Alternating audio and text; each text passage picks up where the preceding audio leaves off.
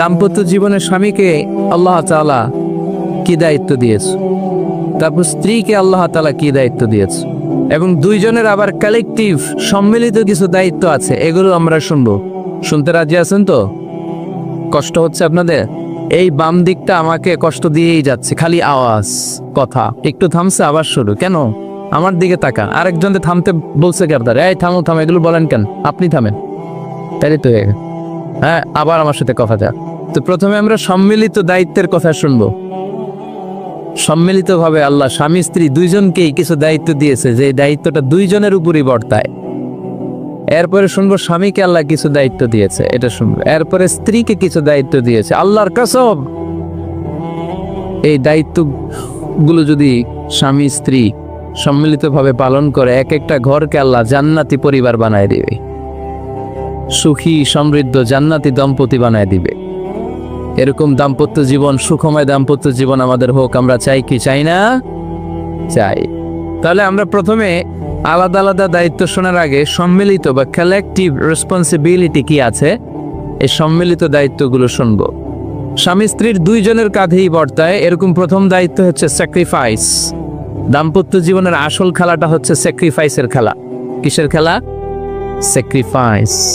এটা লাগবে আমার বোনেরা, অথবা যুবতী বোনেরা, অথবা রিসেন্টলি বিয়ে হয়েছে এরকম বোনেরা। আজকে তো এক ভাই এসে দোয়া চাইল, হুজুর 3 দিন আগে বিয়ে হয়েছে আমার, একটু দোয়া করে দেয়। তারপর যুবক ছেলেরা, তোমরা যারা বিয়ে করনি করবা, খেয়াল করে শোনো, এগুলো কাজে লাগবে। স্যাক্রিফাইসটা খুব জরুরি। স্যাক্রিফাইস ইজ দ্য কি of a successful happy couple life. একটা সুখী দাম্পত্য জীবনের আসল চাবি হচ্ছে স্যাক্রিফাইস। আওয়াজ করে বলতে হবে, চাবিটার নাম কি? স্যাক্রিফাইস করতে হবে, একটু মানিয়ে নেয়া, একে অপরকে বোঝা, একটু ভালোবাসা, একটু মানিয়ে চলা, এটার নাম হচ্ছে স্যাক্রিফাইস। একে অপরকে বোঝার চেষ্টা করা, একটু মানিয়ে চলার চেষ্টা করা, একটু ভালো লাগা, একটু ভালোবাসা, সুখ দুঃখ ভাগাভাগি করে মিলেমিশে একাকার হয়ে যাওয়া, এটার নামই দাম্পত্য জীবন, ঠিক কি না? হ্যাঁ, এটার নামই দাম্পত্য জীবন। মিলেমিশে একাকার হয়ে যেতে হবে, স্যাক্রিফাইসের মানসিকতা অর্জন করতে হবে। একে অপরের দোষ ধরলে চলবে না, কারণ no one is perfect in this life. আপনি যে আপনার বউয়ের দোষ ধরতেছেন, আপনার দোষ নাই? কথা বলেন না কেন? আপনারও দোষ আছে না নাই? তো লিস্ট দুইভাবে করা যায়, একটা হচ্ছে দোষের লিস্ট, আর একটা হচ্ছে গুণের লিস্ট। দোষের লিস্ট বাদ দিয়ে আপনার স্ত্রীর মধ্যে আল্লাহ তাআলা কি কি গুণ দিয়েছে, এই গুণগুলোর লিস্ট করুন, দোষের লিস্ট নয়। দাম্পত্য জীবনটাই এমন, কখনো ঝগড়া, কখনো হাসাহাসি, কখনো মেঘ, কখনো বৃষ্টি, আছে না নাই? হয় না এরকম?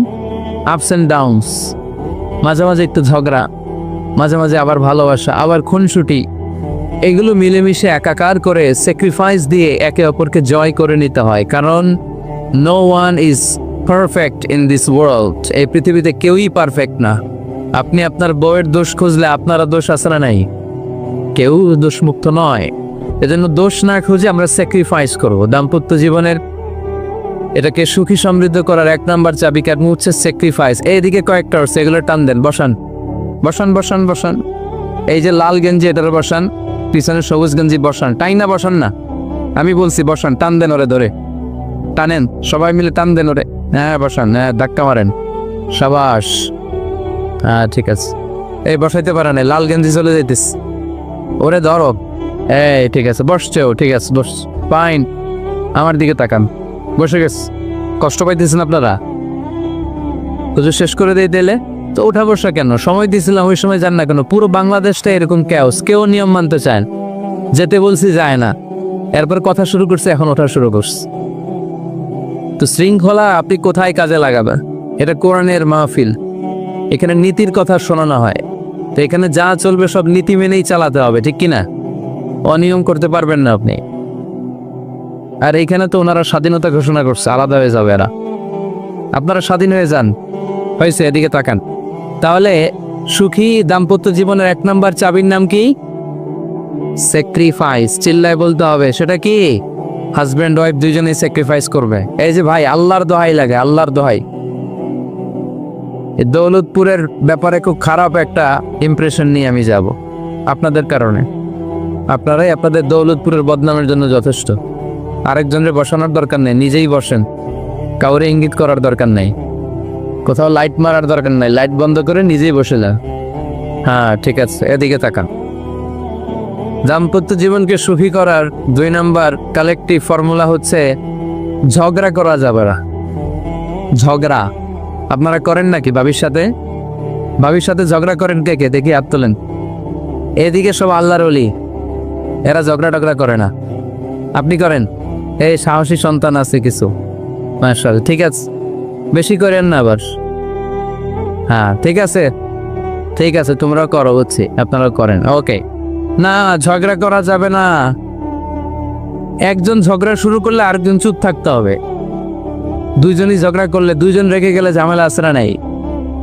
স্বামী রেগে গেলে স্ত্রী চুপ, স্ত্রী কখনো রেগে গেলে স্বামী চুপ, দুইজনই রেগে গেলে তৃতীয় বিশ্বযুদ্ধ, ঠিক কিনা? এজন্য ঝগড়া করতে দেয়া যাবে না। কারণ এই ঝগড়া, সামান্য ঝগড়া থেকে এই ঝগড়া বাড়তে বাড়তে এটা বিচ্ছেদের দিকে গড়ায়, ডিভোর্স হয়ে যায়। এরকম কত কেস যে আমার কাছে আসে, কত কেস যে আমার কাছে আসে যে হুজুর ছোট্ট ঝগড়া থেকে আমাদের মধ্যে ঝগড়া বাড়তে বাড়তে ইগো প্রবলেমের কারণে বিচ্ছেদে গড়ায়। আর এই ঝগড়া একটু শুরু হলে ইবলিস শয়তানের কাজ হচ্ছে পালে বাতাস দেয়। কি দেয়? পালে বাতাস পেলে এটা দাউ দাউ করে উঁচু হয়ে ওঠে। আগুনের মধ্যে যেমনি কেরোসিন ঢাললে দাউ দাউ করে জ্বলে, সামান্য ঝগড়ার ছোতা পেলে ইবলিস শয়তান খালি দাউ দাউ করে এই ঝগড়ার আগুনকে জ্বালিয়ে দেয়, ঠিক কিনা? এজন্য ঝগড়া করবেন না, মেহরবানি করে ঝগড়া শুরু করবেন না। যে কোনো মূল্যে ঝগড়াকে থামায় রাখতে হবে। তো ফ্যামিলিতে ঝগড়া অনেক সময় হয়ে যায়, কিন্তু একজন ঝগড়া করলে আরেকজন চুপ থাকতে হবে। ঝগড়া নিয়ে একটা মজার গল্প আছে, শুনবেন? বিশৃঙ্খলা ভোগ করলে তো গল্প শোনানো যাবে না, একেবারে চুপ। আমার দিকে তাকান, তাকিয়েছেন? ঝগড়া নিয়ে যে গল্পটা সেটা হচ্ছে, ওয়াজ শুনে বাড়িতে গেছে রাত 11টায়। তো বাড়ির কাছাকাছি যেতে না যেতে স্ত্রীর আবার স্বভাব হচ্ছে রাতের খাবারটা স্বামীর সাথে একসাথে খায়, আলাদা খায় না। তো বাড়ির সামনে যেই স্বামী ফোন দিছে ওয়াইফকে, এই শুরু করার আগে দরজাটা খোলো, আমি চলে আসছি। তো ওয়াইফ এসে দরজা খুলে দিস। এবার স্বামী ঘরে ঢুকে বলে, শুরু করার আগে রাতের খাবারটা দিয়ে দাও টেবিলে, খেয়ে ফেলি। স্ত্রী বেচারি ডাইনিং টেবিলে খাবার দিয়েছে, হাজব্যান্ড বেচারা ওয়াশরুম থেকে ফ্রেশ হয়ে ডাইনিং টেবিলে বসেছে, স্ত্রীও বসেছে। তো খুব বড্ড গরম। হাজব্যান্ড বলে, শুরু করার আগে ফ্যানটা ছাড়। এইবার তো স্ত্রী বেচারি রেগে মেগে আগুন, কি আসার পর থেকে শুরু করার আগে কি শুরু করার আগে? হাজব্যান্ড বলে, এই তো শুরু হয়ে গেল। মানে কি? ঝগড়া। মানে কি? ঝগড়া। প্রিয় ভাইয়েরা, ঝগড়া করবেন না। স্বামী রেগে গেলে স্ত্রী চুপ থাকবেন, স্ত্রী রেগে গেলে স্বামী চুপ থাকবেন। কারণ সহিহ মুসলিমে এসেছে, ইন্না ইবলিসা ইয়াদাউ আরশাহু আলাল মা। ইবলিস শয়তান তার সিংহাসন গেড়েছে সাগরের উপর। কোথায়? ইবলিসের সিংহাসন কোথায়? সাগরের উপর। সুম্মা ইয়াবআসু সারায়াহু, সে প্রতিদিন সকালবেলা তার সাঙ্গপাঙ্গরে গোটা পৃথিবীতে পাঠায়, যা পৃথিবীতে ফাসাদ সৃষ্টি কর। ইবলিস যখন সাঙ্গপাঙ্গদেরকে গোটা পৃথিবীতে ছড়িয়ে দেয়, সারাদিন ধোকা দেওয়ার পরে, ওয়াসওয়াসা দেওয়ার পরে, রাত্রিবেলা ইবলিসের কাছে ফিরে আসে, এসে বলে, ও ইবলিস, আমি আজকে আল্লাহর বান্দাদেরকে দিয়ে মিথ্যা কথা বলিয়েছি। ইবলিস বলে, এটা তো কোনো ব্যাপারই না, এগুলাই তো তোদের কাজ। আরেক শয়তান বলে, আমি ওজনে কম দিয়েছি একজনের মাধ্যমে বাজারে। ইবলিস বলে, এটাও তেমন বড় কোনো কাজ নয়। আরেকজন বলে, আমি সুদের ডিলিংস করিয়েছি। ইবলিস বলে, এটাও কোনো কাজ নয়। আরেক শয়তান বলে, আমি মদের আড্ডাখানায় নিয়ে মসজিদে যেতে নিয়েছিল, সেখান থেকে সরিয়ে মদের আড্ডাখানায় আল্লাহর বান্দাদেরকে নিয়েছি। ইবলিস বলে, এইটাও তেমন বড় কোনো কাজ নয়। আরেক শয়তান এসে বলে, মা তারাকতুহু হাত্তা ফাররাকতু বাইনাহু ওয়া বাইনা ইমরাআতিহি, আমি এক আল্লাহর বান্দার সাথে বান্দির ঝগড়া লাগিয়ে ঝগড়া করাতে করাতে তালাক পর্যন্ত নিয়ে গিয়েছি। মা তারাকতুহু হাত্তা ফাররাকতু বাইনাহু ওয়া বাইনা ইমরাআতিহি, আমি এক ইমানদার পরিবারকে ধ্বংসের শেষ প্রান্তে নিয়ে গিয়েছি। সামান্য ঝগড়ার পরে আমি ওয়াসওয়াসা দিতে দিতে ঝগড়া বাড়াতে বাড়াতে তালাক পর্যন্ত নিয়েছি। ইবলিশ বলে, শাবাশ, তুই তো কাজের মতো কাজ করেছিস, আমার কাছে আয়, আমার কাঁধে ওঠ। ইবলিশ তখন ওই শয়তানকে কাঁধে নিয়ে নাচতে শুরু করে। নাউজুবিল্লাহ পড়বেন না? এজন্য ইমানদারদের সংসার ভেঙে খান খান হোক, এটা হলে ইবলিশ খুশি, আর ইমানদারের পরিবার টিকে থাকলে আমার আল্লাহ খুশি। আমরা কার খুশি চাই? এজন্য শয়তানরে খুশি হতে দেয়া যাবে না। ইমানদারদের পরিবারগুলো ঝগড়ার মাধ্যমে ভেঙে যাক, সব সময় শয়তানের মিশন এটা। আর ইমানদারদের পরিবারগুলো টিকে থাক, এটা আমার আল্লাহ সব সময় চায়। সুবহানাল্লাহ পড়ে। এজন্য দৌলতপুরের ভাইরা ঝগড়া করবেন না। ঝগড়া কিন্তু নবী রাসূলদের পরিবারেও ছিল, আল্লাহ রাসূল সাল্লাল্লাহু আলাইহি ওয়াসাল্লামের পরিবারেও ঝগড়া ছিল। এটা স্বাভাবিক, দাম্পত্য জীবনের খুব সিম্পল ইস্যু। একজন রাগ করলে আরেকজন থেমে যাবে। পারবেন? কি হলো, পারবেন না? আল্লাহর হাবিব সাল্লাল্লাহু আলাইহি ওয়াসাল্লামের সাথে আম্মা জান আয়েশার ঝগড়া হতো। মজার একটা হাদিস শুনে, সহিহ বুখারীর হাদিস, মুসনাদ আহমদ ইবনে হাম্বলও এসেছে এই হাদিসটা। আম্মা জান আয়েশার সাথে ঝগড়ার পর আম্মা জান আয়েশাও রাগ, আল্লাহ রাসূল সাল্লাল্লাহু আলাইহি ওয়াসাল্লামও রাগ। এখন রাগ মিটানোর দরকার আছে না নাই? আল্লাহ রাসূল সাল্লাল্লাহু আলাইহি ওয়াসাল্লাম বললেন, আয়েশা চলো মিটমাট করে ফেলি। সুবহানাল্লাহ কইবেন না? চলো মিটমাট করি। তো কারে ডাকবো মিটমাটের জন্য? ওমর রে ডাকি। আম্মা জান আয়েশা বলে, না, ওমর গলিফ, ওমর খুব মেজাজ ওয়ালা, আমার ডর লাগে মোর। তোমার আব্বারে ডাকি। আব্বারে ডাকে। আব্বারে ডাকেন। খুশি হয়ে গেছেন আম্মা জান আয়েশা রাদিয়াল্লাহু। আবু বকর রাদিয়াল্লাহু চলে আসলেন, দাঁড়ালেন। এবার বিষ্ণু ইসা ইসলাম বললেন, তাতাকাল্লিমিন আও আতাকাল্লাম, কি ঘটছে আমাদের মাঝে, তুমি বলবা না আমি বলবা? আম্মা জান আয়েশা বললেন, তাতাকাল্লামু আনতা ওয়ালা তাকুল ইল্লা হাক্কান, আপনিই বলেন, তবে সত্য ছাড়া মিথ্যা বললেন না। আবু বকর রাদিয়াল্লাহু তাআলা আনহু শুনে রেগে গেলেন, কি এ কেমন কথা তোমার? নবীকে উদ্দেশ্য করে তুমি বলছো সত্য ছাড়া মিথ্যা বলবেন না, নবী কখনো মিথ্যা বলবে নাকি? রেগে মেয়ের গায়ে মেরেছে একজন চোর খেয়ে আম্মা জান আয়েশা উল্টে পড়ে গেলেন। সাইয়েদানা আবু বকর রাদিয়াল্লাহু তাআলা আনহু রেগে গড়বড় করতে লাগলেন, আবার মারার জন্য উদ্যত হলে আম্মা জান আয়েশা রাদিয়াল্লাহু তাআলা আনহু বাঁচার জন্য একবার বিশ্বনবীর পিছনে যে আশ্রয় নিলে। সুবহানাল্লাহ পড়বেন না? বিশ্বনবী সাইয়েদানা আবু বকরের সামনে দুই হাত মেলে ভেবে দাঁড়িয়ে গেলেন।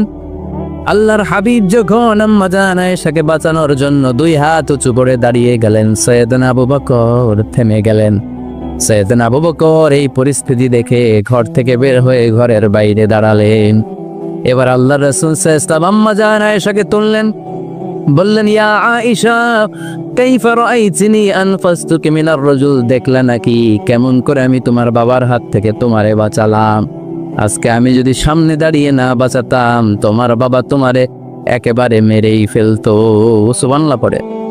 দেখছো আয়েশা, আমি বাঁচাইলাম তোমারে, আমার সাথে ঝগড়া করো, আমি বাঁচাইলাম। এই কথা শুনে আম্মা জান আয়েশা রাদিয়াল্লাহু তাআলা লজ্জায় করে হেসে দিলে। সুবহানাল্লাহ পড়বেন না? এত আস্তে সুবহানাল্লাহ। লজ্জায় হেসে দিলেন। বিষ্ণু ইসা ইসলাম এবার হেসে দিলে। দুইজনের হাসাহাসি শুনে বাইরে থেকে আবু বকর রাদিয়াল্লাহু তাআলা আনহু হাসির আওয়াজ শুনে অবাক, কি রে এতক্ষণ যুদ্ধ, এখন আবার হাসি কেন? হাসে দেখার জন্য সাইয়েদানা আবু বকর রাদিয়াল্লাহু তাআলা আনহু ঘরের ভেতরে ঢুকলেন। ঢুকে দেখেন আম্মা জান আয়েশাও হাসে, বিশ্বনবীও হাসে, সাইয়েদানা আবু বকর হেসে দিলেন। আরশের উপর থেকে খুশি হয়ে গেলেন কে? এবার সাইয়েদানা আবু বকর বললেন, ইয়া রাসূলুল্লাহ, ইয়া হাবিবাল্লাহ, আশরিকানি ফি সিলমিকুমা কামা আশরাকতুমানি ফি হারবিকুমা। নবী গো, আপনাদের দুইজনের মধ্যে যুদ্ধ লাগলে যেমনি মিটমাট করার জন্য আপনি আমারে ডাকেন, আপনাদের এই আনন্দ গণ মুহূর্তগুলোতে শরীক হওয়ার জন্য মাঝে মাঝে আমারে ডাইকে। সুবহানাল্লাহ পড়েন। আপনাদের মধ্যে যুদ্ধ লাগলে সন্ধি করার জন্য যেমনি আমারে ডাকেন, আপনারা যখন আনন্দ ঘন পরিবেশে এরকম খুনসুটি করেন, হাসাহাসিতে মেতে ওঠেন, তখন একটু আমারে রাখেন। সুবহানাল্লাহ পড়বেন না? দেখেন, আল্লাহ রাসূল সাল্লাল্লাহু আলাইহি ওয়াসাল্লাম পৃথিবীর সবচেয়ে শ্রেষ্ঠতম মানুষ। উনাদের পরিবারেও ঝগড়া হতো, কিন্তু এই ঝগড়া কোনোদিন তালাক পর্যন্ত গিয়েছে? কথা বলেন না কেন? আল্লাহর হাবিব সাল্লাল্লাহু আলাইহি ওয়াসাল্লাম তার কোন স্ত্রীকে তালাক দিয়েছেন? প্রায় আম্মা জান আয়েশার সাথে রাগারাগি হতো। আল্লাহর হাবিব সাল্লাল্লাহু আলাইহি ওয়াসাল্লাম বলতেন, আয়েশা, কখন তুমি রেগে থাকো সেটাও আমি জানি, কখন তুমি আমার উপর খুশি থাকো সেটাও আমি জানি। ইয়া আয়েশা, ইন্নী লা আ'লামু ইযা কুনতি আন্নী রাদিয়া ওয়া ইযা কুনতি আলাইয়া গাদবা। আয়েশা, কখন রেগে থাকো তাও বুঝি, কখন খুশি থাকো তাও বুঝি। আম্মা জান আয়েশা বললেন, ইয়া রাসূলুল্লাহ, কেমনে বোঝেন? বিষ্ণু বললেন, তোমার দোয়ার বাক্যগুলো শোনো বুঝি। যখন তুমি আমার উপরে খুশি থাকো তখন দোয়ার সময় তুমি এভাবে বলো, ও রব্বি মুহাম্মদ, ও মুহাম্মাদের রব, আপনি আমাদের সব গুনাহ মাফ করে দেন। আর যখন তুমি আমার উপর রেগে থাকো তখন তুমি মুনাজাতের সময় বলো, ও রব্বি ইব্রাহিম, ইব্রাহিমের রব, আপনি আমাদেরকে ক্ষমা করে দেন। তার মানে যখন তুমি রেগে থাকো তখন দোয়ার সময় আমার নামটা মুখে নিতে চাও না। সুবহানাল্লাহ পড়েন। তখন তুমি দোয়ার সময় অন্য নবীর নাম নাও। আম্মা জানা এসে বললেন, ইয়া রাসূলুল্লাহ, মা হাজরু ইল্লা ইসমাক, আমি তো শুধু নামটাই সরাই, আমার মুখ থেকে কেবল আপনার নামটাই সরায় রাখি, আমার হৃদয় থেকে কখনো আপনারে সরাতে পারি না। আমার হৃদয় জুড়ে আপনি, মা হাজরু ইল্লা ইসমাক, নবী হে, আমি শুধু দোয়ার সময় রাগের মাথায় আপনার নামটা বাদ দেই, হৃদয় থেকে তো আপনারে বাদ দিতে পারি না। সুবহানাল্লাহ পড়বেন না? তার মানে নবীদের ফ্যামিলি তো ঝগড়া এগুলো হতো, কিন্তু এটা তালাক পর্যন্ত গড়াতো না, ঠিক কিনা? তাহলে এখন থেকে আমাদের এই স্লোগান নিতে হবে যে ঝগড়া করলেও আমরা ডিভোর্সের দিকে যাব না। পারা যাবে? আর একজন রেগে গেলে আরেকজনকে চুপ থাকতে হবে। ভাবি রেগে গেলে আপনি চুপ, ইনশাআল্লাহ। এই যারা বিয়ে করে না এরা ইনশাআল্লাহ, আর বাকিরা চুপচাপ। আওয়াজ করে পড়েন না ইনশাআল্লাহ। তাহলে প্রথমে স্যাক্রিফাইস, তারপর ঝগড়া করা যাবে না। 3 নাম্বার, দাম্পত্য জীবনের কোনো গোপন কথা অন্যের কাছে শেয়ার করা যাবে না। হাদিসে এসেছে, এটাকে বলা হয়েছে আযমুল আমানা, এটা সবচেয়ে বড় আমানত। যারা দাম্পত্য জীবনের একান্ত বিষয় কারোর সাথে শেয়ার করে তারা সবচেয়ে বড় কবিরা গুনাহ করে। আশারুন নাস বলেছেন বিশ্বনবী এদের, সবচেয়ে নিকৃষ্ট মানুষ। ইয়াউমাল কিয়ামতি মনজিলাতান, আল্লাহর কাছে কিয়ামতের দিন সবচাইতে নিকৃষ্ট হয়ে দাঁড়াবে ওই দম্পতি, ওই নারী কিংবা ওই পুরুষ, তুফদি ইলা যাওজিহি ওয়া ইউফদি ইলা যাওজিহা সুম্মা ইউনশিরু সিররাহা, তারা একান্ত সময়ে ফিজিক্যাল ইন্টিমেসিতে যা করে এটা পরে মানুষের কাছে বলে বেড়ায়, এরকম আছে না নাই? খবরদার, এটা বড় কবিরা গুনাহ। অনেক বোনরা একসাথে হলে দাম্পত্য জীবনের বিভিন্ন গোপন বিষয় নিয়ে কথা বলে, আছে না নাই? অনেক পুরুষরা একে অপরের সাথে, বন্ধুদের সাথে বিভিন্ন বিষয় নিয়ে শেয়ার করে, এটা এমন ওইটা এমন, এগুলো বলা যাবে? আসিবাউ হারাম, দাম্পত্য জীবনের সব বিষয়, স্বামীর সব বিষয় স্ত্রীর কাছে আমানত, স্ত্রীর সব বিষয় স্বামীর কাছে আমানত রেখেছে কে? দাম্পত্য জীবনের এই প্রাইভেট লাইফের কোনো কিছু কিয়ামত পর্যন্ত অন্যের কাছে প্রকাশ করাকে হারাম ঘোষণা করে দিয়েছে কে? এজন্য খবরদার আমার বোনেরা, একসাথে মহিলারা হলে পেটের কথা পিঠের কথা সব বের করে দেয়, আসরা নাই, কিছু থাকে না, সব বের হয়ে যায়। খবরদার, সব বললেও দাম্পত্য জীবনের কোনো কথা শেয়ার করা যাবে? আমার ভাইয়েরা খবরদার, আপনাদের দাম্পত্য জীবনের কোনো কথা আপনার বন্ধুর সাথে শেয়ার করতে পারবেন না। এগুলো ফ্যামিলি শান্তি নষ্ট করে, দাম্পত্য জীবনের সুখকে নষ্ট করে। তাহলে 3 নাম্বার, প্রাইভেসি বজায় রাখবেন, এটা দুজনেরই দায়িত্ব। 4 নাম্বার, অহেতুক সন্দেহ পরিহার করুন। অনেক স্ত্রী আছে হাজবেন্ডের খালি সন্দেহ করে, ওদিকে তাকাই লেখেন, ওই মেয়ের দিকে তাকাই লেখেন, মোবাইল দেখি, মোবাইল দাও, ফেসবুকের পাসওয়ার্ড দাও, ঢুইকা দেখি মেসেঞ্জারে কার সাথে চ্যাট করছ, এই অফিসের ফাইল দেখি, এই এটা দেখি, এই তোমার ইনবক্স চেক করবো, এদিকে দাও, আছে না নাই? এই সন্দেহ ঘরটারে জাহান্নামের টুকরা বানিয়ে ছেড়েছে। অহেতুক সন্দেহ করবেন না। আবার ভাইরা ভাবিদেরকে অহেতুক সন্দেহ করবেন, এই ওদিকে গেলা কেন, ওদিকে তাকাইলা কেন, এটা করলা কেন, ওইটা করলা কেন, দেখি তোমার মোবাইল, তোমার মোবাইলের গ্যালারি দেখি, লক করে রাখছো কেন, লক খোলো, আছে না নাই? অহেতুক সন্দেহ ফ্যামিলিটারে জাহান্নামের টুকরা বানিয়ে দেয়। হ্যাঁ, ভ্যালিড কোনো অপরাধ যদি স্বামী করে ফেলে, ভ্যালিড কোনো অপরাধ যদি স্ত্রী করে ফেলে, পরকীয়ার কোনো বিষয় যদি প্রমাণিত হয়, বসেন, কনসাল্ট করেন, একে অপরের সাথে কথা বলেন, জিজ্ঞেস করেন। কিন্তু অহেতুক, আমি অনেক ফ্যামিলি এরকম দেখেছি, আমার কিছু বন্ধুকেও আমি দেখেছি যে এদের অবস্থা খুব খারাপ, খালি সন্দেহ করে, আছে না নাই? এই সন্দেহের রোগটা বড় রোগ, এই রোগ থেকে বেরিয়ে আসতে হবে। অহেতুক সন্দেহ করা যাবে না। 5 নাম্বার, হাজব্যান্ড ওয়াইফের দায়িত্ব হচ্ছে একে অপরের সহযোগী হতে হবে, সহকর্মী। আল্লাহর জান্নাত পাওয়ার ক্ষেত্রে একে অপরের সহযোগী। আপনি একা জান্নাতে যাবেন, ভাবি জাহান্নামে, এটা আপনি চান? জি না, আওয়াজ নাই আমগো গলায়। আপনি এটা চান? ভাবি একা জান্নাতে যাবে, আপনি যাবেন না, এটা ভাবি চায়? চায় না। তাহলে গেলে একসাথেই যান না, একসাথেই যান। একসাথেই যাবেন, আলাদা না।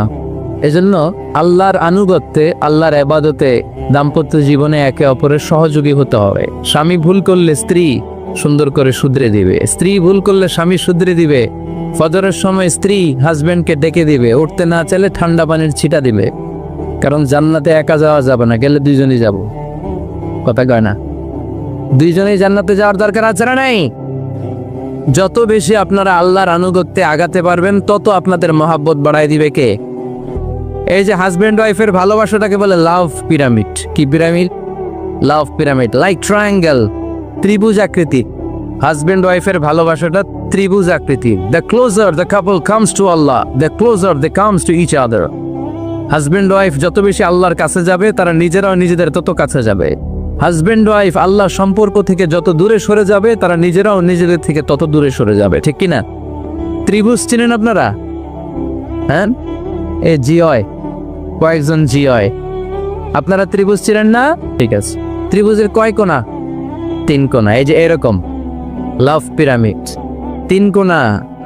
এই উপরের কোণায় আল্লাহর অবস্থান, আর এই কোণায় স্বামী, এই কোণায় স্ত্রী। তো তারা আল্লাহর দিকে যত যাবে, নিজেরাও তত কাছে যাবে। আর তারা আল্লাহর সম্পর্ক থেকে যত দূরে চলে যাবে, নিজেদের মধ্যে দূরত্ব বাড়তে থাকবে। ঠিক কিনা? পিরামিডটা বুঝতে পারছেন? ত্রিভুজ আকৃতি সম্পর্কটা লাভ পিরামিড এরকম 3 কোণা। উপরের কোণায় থাকে আল্লাহ, এদিকে স্বামী, এদিকে স্ত্রী। তারা যদি আল্লাহর কাছে উভয়ে যেতে চায়, উভয়ে কাছাকাছি আসতেছে না? কথা বলেন না কেন? আর আল্লাহর আনুগত্য ইবাদত থেকে দুইজন যদি দূরে সরে যায়, তাহলে দুজনের দূরত্ব বাড়িয়ে দেয় কে? এজন্য স্বামী হবে স্ত্রীর সহযোগী, সহকর্মী। নামাজের সময় একে অপরকে ডেকে দিবেন, মোবাইলে অ্যালার্ম দিয়ে রাখবেন। স্বামী স্ত্রীর ডাকেন, স্ত্রী স্বামীরে ডাকেন। স্বামী স্ত্রীকে কোরআন তেলাওয়াত শোনাবেন, স্ত্রী স্বামীরে কোরআন তেলাওয়াত শোনাবেন। ফ্যামিলিটারে জান্নাতি ফ্যামিলি বানায় দিবে কে?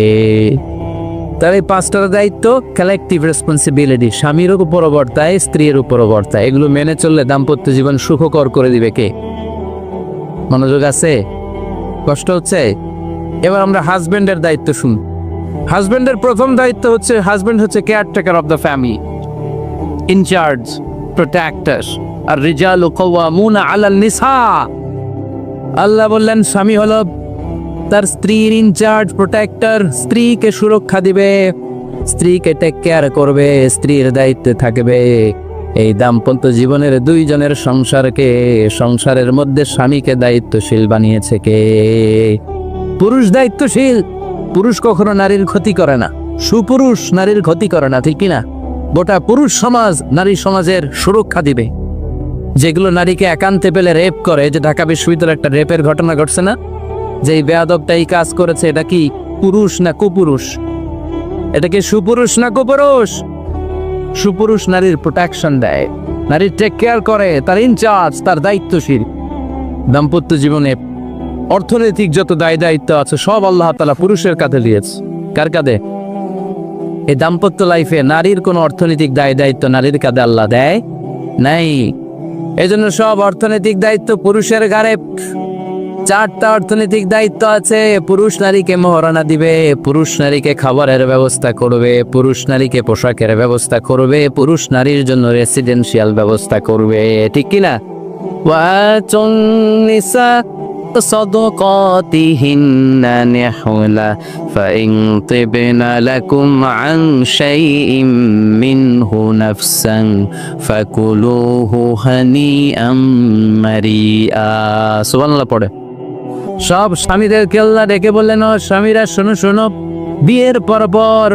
বিয়ের পর সাথে সাথে স্ত্রীর কাছে তুমি মোহরানা আদায় করে দাও। মোহর দেয়া নফল নাকি ফরজ? জোরে বলেন। তোমরা কি দাও? সিলটি বুলা মোহরানা দা? হ্যাঁ, মোহরানা দিতা নাকি যৌতুক খাইতা? ফিতা করতা? হ্যাঁ, কি দিব? মোহরানা দিব। মোহরানা দেয়াকে ফরজ করেছে কে? আল্লাহ। তো মোহর দিতে টাকা লাগে না? এই টাকার দায়িত্ব পুরুষের ঘাড়ে দিছে কে? 2 নম্বর দায়িত্ব, আলাল মাউলুদি লাহু রিজকুহুন্না ওয়া কিসওয়াতুহুন্না বিল মা'রুফ। স্বামী স্ত্রীর জন্য খাদ্যের ব্যবস্থা করবে, পোশাকের ব্যবস্থা করবে। তিন নাম্বার ওয়াসকিনুহুন্না মিন হাইসু সাকানতুম মিন ওয়াজদিকুম, নিজের সামর্থ্যের মধ্যে থেকে স্ত্রীর জন্য রেসিডেন্সিয়াল একটা এরিয়ার ব্যবস্থা করে দিবে। সুবহানাল্লাহ পড়া। তাহলে অর্থনৈতিক দায়িত্বের মধ্যে চারটা: মহারানা দেয়া, মিলস খাবারের ব্যবস্থা করা, মানে ফুডিং এন্ড ক্লোথিং পোশাকের ব্যবস্থা করা, সর্বশেষ রেসিডেন্সিয়াল ব্যবস্থা করা। এই যে অর্থনৈতিক সব দায়িত্ব, খরচ যেখানেই আছে সব দায়িত্বগুলো পুরুষের কাঁধে দিল কে? চিল্লায় বলেন কে? খরচের সবকিছু আল্লাহ তাআলা পুরুষের কাঁধে নিয়েছে। এটা হচ্ছে পুরুষের ফিনান্সিয়াল দায়িত্ব। এবার দাম্পত্য জীবনে পুরুষের নন ফিনান্সিয়াল কিছু দায়িত্ব আল্লাহ তাআলা দিয়েছে, এগুলো আমরা শুনি। এদিকে ওঠাওটি করলেন কে কে দেখি? আটকান, এদেরকে আটকান, ধরেন ধরেন, এদেরকে ধরেন। এবার দাম্পত্য জীবনে নন ফিনান্সিয়াল পুরুষের যে দায়িত্ব আছে সেটা আমরা শুনবো। এক নাম্বার দায়িত্ব হচ্ছে স্বামীর উচিত স্ত্রীর সাথে ভালো আচরণ করা। ভালো আচরণ করেন তো আপনারা? জি হয়, এই শুধু উনি করে, বাকিরা খিতা কর্তা, মারামারি কর্তা নি, খিতা কর্তা। হ্যাঁ, সালাম দিবেন, স্ত্রীকে কি দিবেন? আল্লাহ বললেন ওয়া আশিরুহুন্না বিল মারুফ, স্ত্রীর সাথে কোমল ভাষায়, ভালো শব্দে, ভালো বাক্যে ভালো কথা বলো। স্ত্রীর সাথে খারাপ আচরণ করো না। স্ত্রীকে দেখলে তুমি মুচকি হাসি দাও। অনেক স্বামী আছে কখনো স্ত্রীকে দেখলে মুচকি হাসি দেয় না, চেহারাটা বাংলা পাঁচের মতো এরকম করে রাখে, আছে না নাই? দৌলতপুরের লোকের অবশ্য অনেক ভালো, এই যে সবার মুখে হাসি, মুচকি হাসি। হাসেন তো, মুচকি হাসি দেন তো একটা। আওয়াজ করলে মুচকি হাসি হয় নাকি? এটা মুচকি হাসি, দাঁত দেখা যাবে না, সাউন্ড হবে না, শুধু এখানে একটু একটা এক চিলতে হাসির একটা ঝলক পড়বে, এটার বলে মুচকি হাসি। কেন রাসূলুল্লাহ সাল্লাল্লাহু আলাইহি ওয়াসাল্লাম আকসারু তাবাসসুমান, আল্লাহর হাবিব সাল্লাল্লাহু আলাইহি ওয়াসাল্লাম সব সময় মুচকি হাসতেন। অনেকে আছে চেহারা গোমরা করে রাখে, জীবনেও হাসে না, এরকম আছে না নাই? দেখছেন এরকম আছে? এই এলাকায় তো নাই না? আছে। হাসবেন, হাসবেন। মুচকি হাসতে পয়সা লাগে না, পয়সা লাগে, এজন্য হাসবেন। আল্লাহর হাবিব সাল্লাল্লাহু আলাইহি ওয়াসাল্লাম বলেছেন ফাস্তাউসু বিন-নিসাই খায়রা, নারীর সাথে ভালো আচরণ করো। নারীদেরকে বাঁকা পাঁজরের হাড় দিয়ে তৈরি করা হয়েছে। এই হাড়কে সোজা করতে গেলে ভেঙে যাবে, রেখে দিলে বাঁকাই থেকে যাবে। তো কি করতে হবে? ফাস্তাউসু বিন-নিসাই খায়রা, কোমল আচরণ করো। আবার আল্লাহর হাবিব সাল্লাল্লাহু আলাইহি ওয়াসাল্লাম বললেন রিফকাম বিল কাওয়ারিদ, নারীদেরকে কাচের তৈজসপত্র বাসনের সাথে, গ্লাসের সাথে আল্লাহর হাবিব সাল্লাল্লাহু আলাইহি ওয়াসাল্লাম তুলনা করলেন।